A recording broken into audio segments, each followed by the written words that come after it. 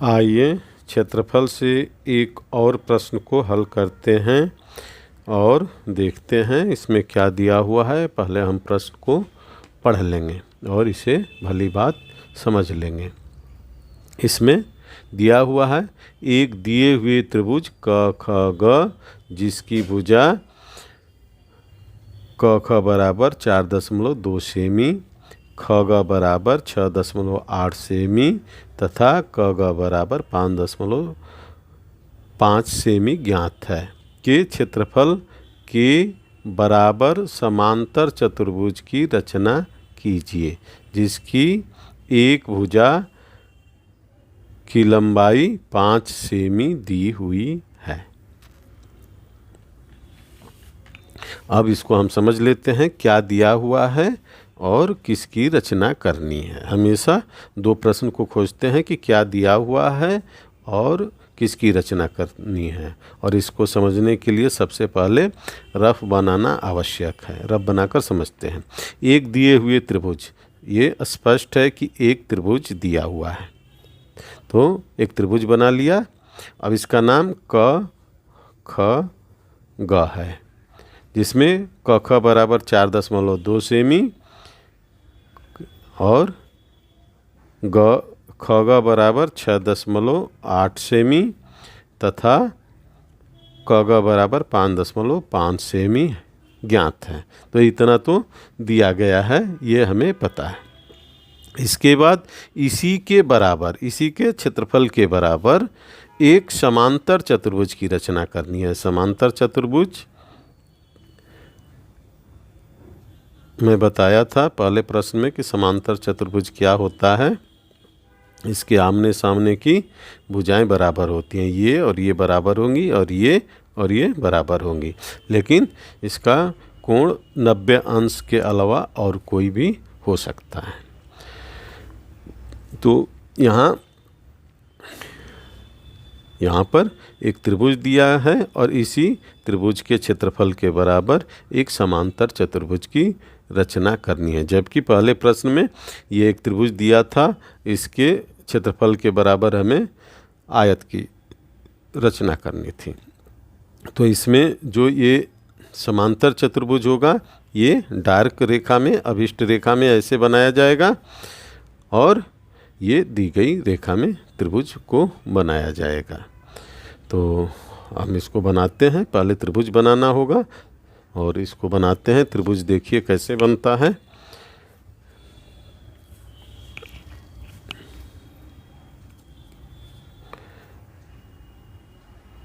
त्रिभुज बनाने के लिए हम सबसे पहले इसका आधार ख ग 6.8 सेमी खींच लेंगे।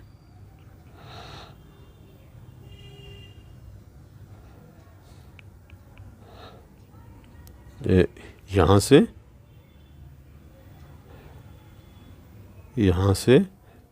6.8 यहाँ पर आ जाएगा। ये 6.8 सेमी का ख ग रेखा हमने खींच लिया। इसका नाम लिखेंगे ख और इसका नाम लिखेंगे ग। अब ये है 6.8 सेंटीमीटर सेमी, ठीक है। अब इस पर हमें एक त्रिभुज बनाना है। तो इसमें क ख रेखा 4.2 सेमी दिया हुआ है, तो 4.2 सेमी की त्रिज्या हम प्रकार में ले लेंगे। अब त्रिज्या कोई भी प्रकार में लेने के लिए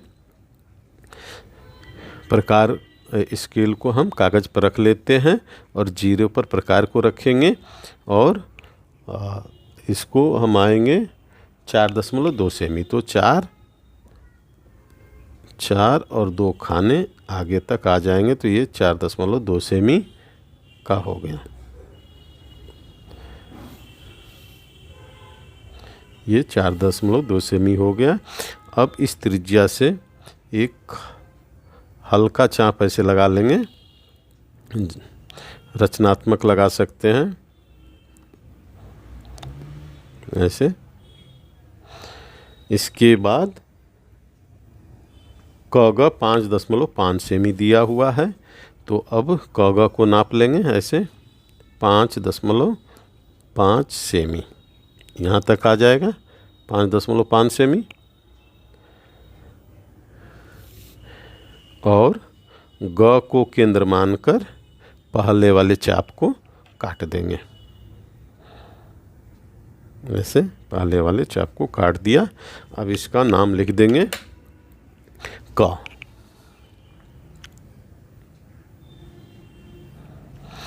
अब क और ग को मिला देंगे,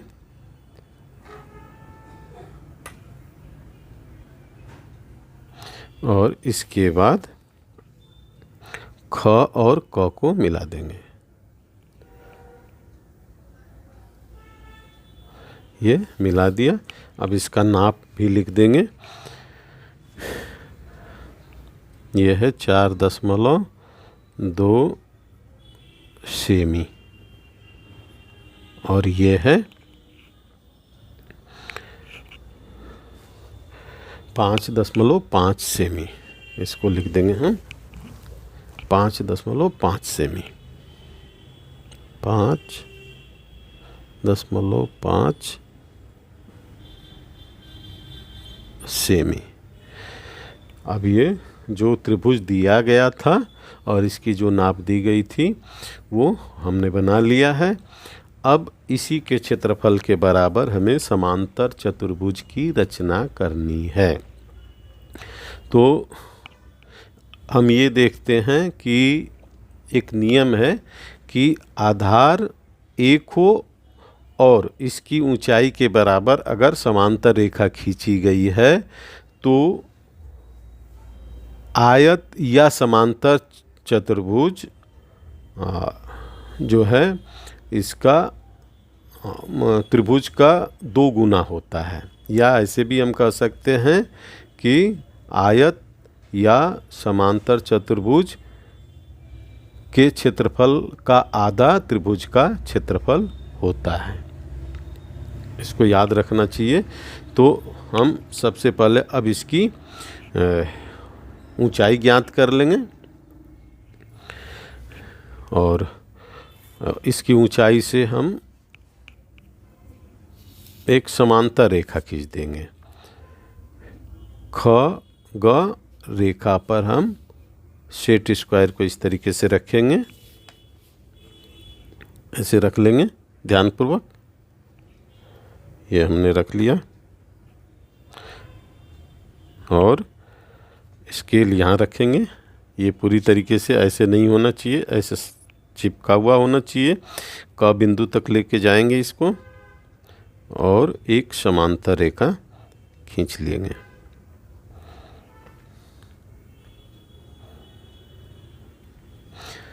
परीक्षा में समांतर रेखा या रचनात्मक रेखा है, इसको बहुत ही सावधानी पूर्वक और सुंदर से खींचना चाहिए।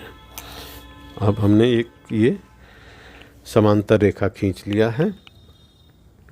अब इस पर इसकी समांतर चतुर्भुज की एक भुजा की लंबाई 5 सेंटीमीटर दी हुई है, इसलिए हम 5 सेमी की त्रिज्या प्रकार में ले लेंगे। 5 सेमी की त्रिज्या इस प्रकार से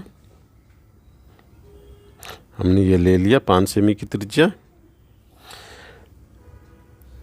और ख को केंद्र मानकर इस पर एक चाप लगा देंगे। इस तरीके से हमने ये चाप लगा दिया है, और इसका नाम लिख लेंगे। इसका नाम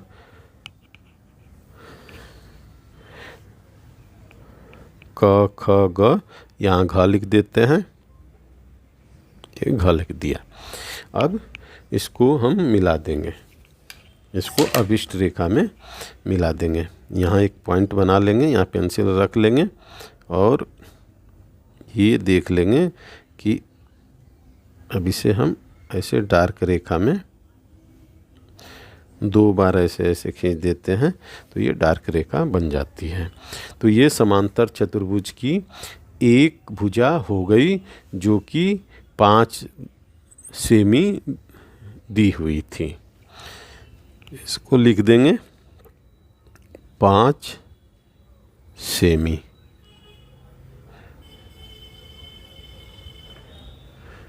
और अब इसमें हमें समांतर चतुर्भुज बनाना है, तो चूँकि त्रिभुज जो है आधा होता है क्षेत्रफल में समांतर चतुर्भुज का, इसलिए हम खग रेखा का इसका जो आधार है इसका आधा करके इसमें हम बनाएंगे। तो इसका अर्ध कर लेते हैं खग रेखा का। आधे से अधिक त्रिज्या लेंगे और चाप लगा देंगे ऐसे, और नीचे की तरफ भी ऐसे चाप लगा देंगे।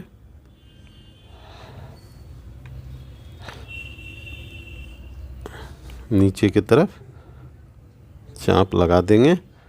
इसके बाद ग को केंद्र मानकर पहले वाले दोनों चाप को जो कि ऊपर और नीचे हैं उनको काट देंगे। अब ऐसे एक रचनात्मक रेखा ऐसे खींचेंगे।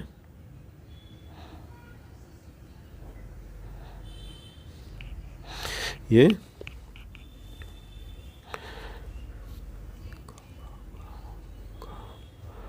अब यहाँ पर हम च बिंदु ले लेंगे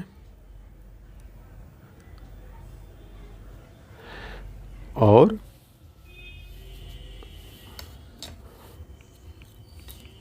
ख घ रेखा के समानांतर बिंदु च से रेखा खींचेंगे। तो यहाँ पर सेट स्क्वायर को सेट करेंगे इस तरीके से। सेट स्क्वायर को ऐसे लगा लेंगे और स्केल को यहाँ लगा लेंगे।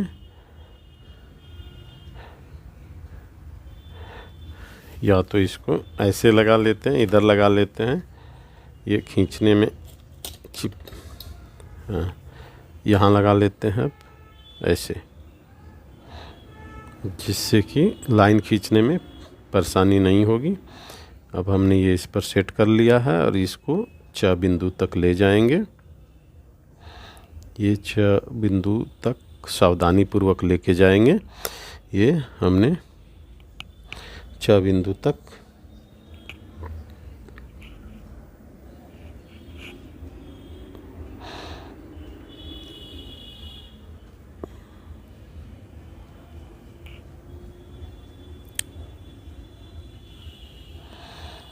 और इसको अभिष्ट कर लेंगे। अब इसे डार्क कर देंगे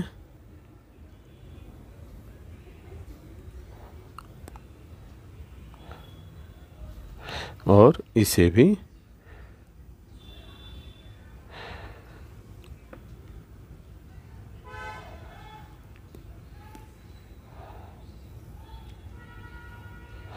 डार्क कर देंगे। अब ये एक समांतर चतुर्भुज बन गया जिसका नाम घ ख च और छ। यहाँ पर छ बिंदु लिख देंगे। छ है जो कि त्रिभुज क ख ग के क्षेत्रफल के बराबर है। अब यहाँ पर हम लिख देंगे कि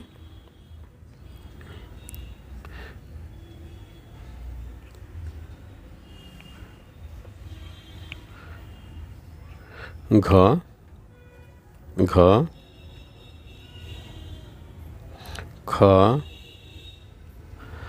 ग छ।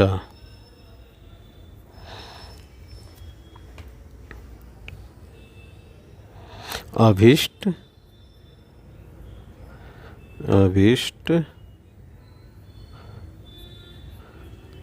क्या है? समांतर चतुर्भुज है।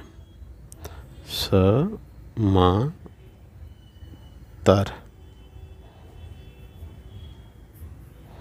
चतुर्भुज है। चतुर्भुज भुज है।